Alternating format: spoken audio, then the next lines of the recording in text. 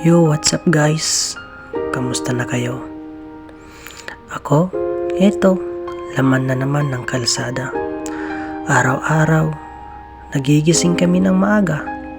Exactly 5 AM in the morning. Dapat gising ka na para mag-prepare at ihanda ang lahat ng pangangailanganin mo sa araw na ito. Oo guys, ito, laman kami ng kalsada ngayon. Dahil pauwi na kami at kakagaling namin sa trabaho. At yun nga guys, pauwi na nga pala kami. At sa lahat ng mga nagnanais na gustong makapagtrabaho dito sa bansang Japan, sana mapakinggan nyo to sa lahat ng gustong magtrabaho dito sa Japan.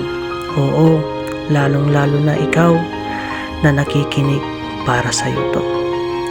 Kung may gusto kang abutin na pangarap, may gusto kang matunayan sa sarili mo, magsikap ka na magawa mo at marating mo ang mga gusto mo. Tandaan mo, wala kang makukuha, wala kang mararating kung takot ang paiiralin mo palagi. Ikaw na nakikinig nito, ano na ba ang sakripisyo na ginawa mo para sa sarili mo? Ako, ang pinakamahirap na sakripisyong pinagdaanan ko ay yung mag-isa ka lamang sa araw-araw. Wala kang makakapitan, wala kang masasandalan. Tanging sarili mo lamang ang iyong kakampi. Lalong-lalo na dito sa Japan. Kung nagnanais ka makapagtrabaho dito, para ka na rin nagsundalo. Kailangan ready ka palagi sa gera at handa ka palagi sa anumang hamon sa buhay na tatahakin mo. Marami kang madadaanan, marami kang pagsubok kailangan lampasan. Unang-una, ang pagsasalita ng Nihongo. Pangalawa, kailangan mo ma-adapt ang lahat na anumang meron dito sa Japan. Ang kanilang klima, ang panahon, iba-iba. Kailangan mong malagpasan yun. Ang pangatlo, kailangan fit to work ka. Wala kang nararamdamang anumang sakit.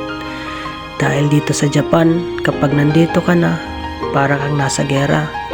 Hindi mo kailangan sabihin masakit ka, may sakit ka, masakit ang parte ng katawan mo. Hindi ka nila papansinin dito. Ang gagawin nila sa inyo, gagawin nila sa iyo. Hirinay ka, hindi ka na kailangan magiging jama ka sa kanila. Isa kang abala.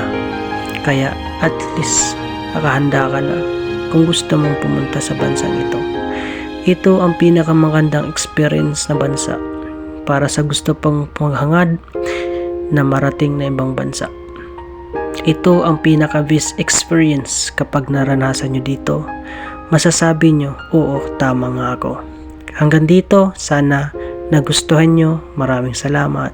Bye-bye. Ingat kayong palagi at wag na wag kayong magsasawang maabot ito pa rin ang inyong mga pangarap. Paalam kaibigan. Hanggang sa muli.